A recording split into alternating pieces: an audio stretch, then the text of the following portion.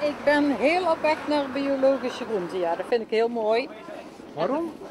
Omdat het lekkerder is, beter voor de aarde, het heeft 100% voordelen. We verkopen het streekproduct mini courgette zoetzuur en we verkopen verse courgette. En we kunnen tevens van de gelegenheid gebruik maken om de courgette in zijn algemeenheid te promoten. Want die is onderbelicht.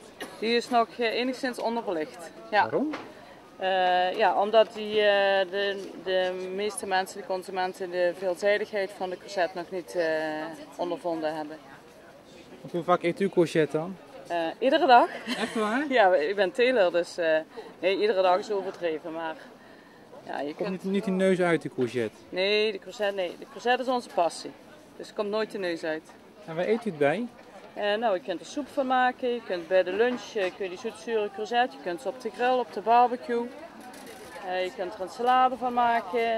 De courgette is heel neutraal van kleur of van smaak. En dat is een angst, maar dat kan ook een kans zijn en wij zien het als een kans. Je kunt het bij heel veel andere, samen met heel veel andere groenten roerbakken. Dus met een courgette zit je altijd goed. Hoe smaakt dat? Ja.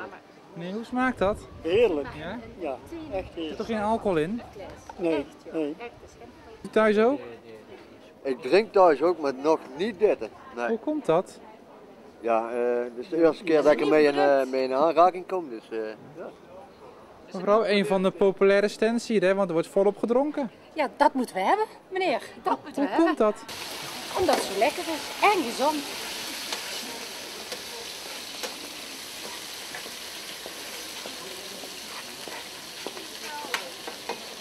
Meneer, mag ik eens vragen? Hè? Zeker. Er zijn toch veel Duitsers die hier rondlopen in Venlo, hè? Ja, gelukkig wel.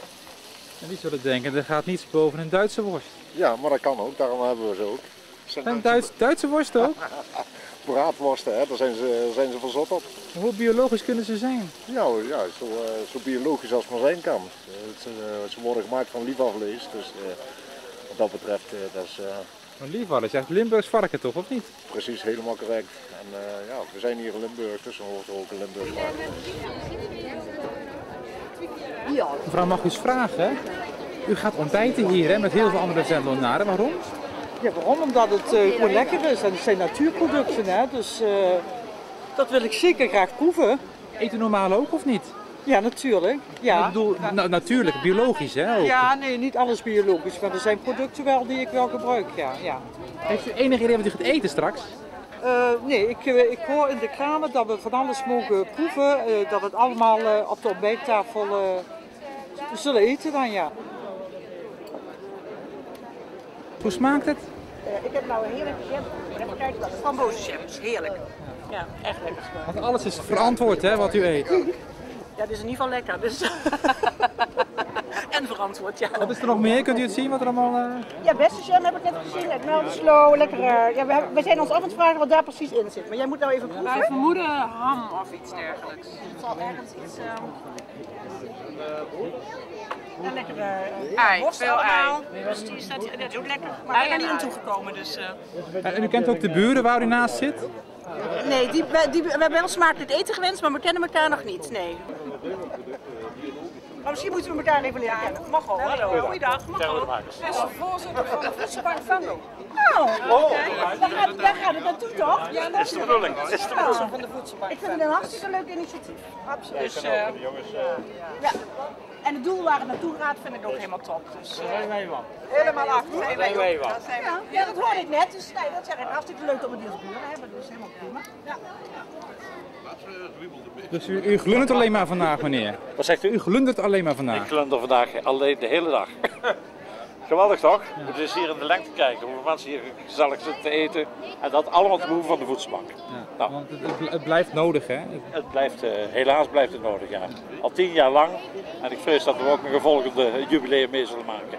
Dus, Kunt u even aangeven in Venlo hoe het daar nu mee gaat? ja, zeg maar, als je even terugkijkt op het afgelopen jaar, zijn er zo'n 270 mensen die iedere week een voedselpakket komen halen. En dat zal ook nog wel de komende tijd zo blijven. en hoe het gaat algemeen. Wij zijn vrij goed geworteld in de Venlose gemeenschap in de zin dat allerlei bedrijven gewoon producten aanleveren. Dus in tegenstelling tot wat je landelijk ziet, zijn we over het algemeen nog best tevreden over de producten die we krijgen. We hebben natuurlijk wel onze tekorten, maar zoals je landelijk bekijkt is het toch anders. Dat zegt iets over de gemeente Venlo. Dat zegt in ieder geval iets over de manier waarop de mensen zeg maar, een voedselbank in Venlo dragen. Ze hebben genoeg. Het ziet er lekker uit, iedereen is tevreden, dus mooi. Want waarom nou zo'n markt? Is het nodig in Venlo? Vinden wij van wel. Vorig jaar natuurlijk Regen van de Smaak geweest. Heel veel mooie nieuwe streekproducten leren kennen, alleen ik vind ze in de winkel niet vaak. Plus het hele biologische is natuurlijk jammer dat we het gewoon in de biologische supermarkt niet hebben in Venlo. En wij werken natuurlijk dagelijks met voedsel en spreken mensen die daarmee bezig zijn. En horen we steeds meer mensen dat ze gewoon jammer vinden dat er niks is. Dus vandaar dat wij dit nou gewoon zelf gaan organiseren. Laten we hopen dat iedereen hier tevreden is, dat de ondernemers, de deelnemers hier blij zijn. En dat we hier gewoon een vervolg aan kunnen geven volgend jaar. Ja, de laatste appeltjes die gaan nog even de tafel op. Juist.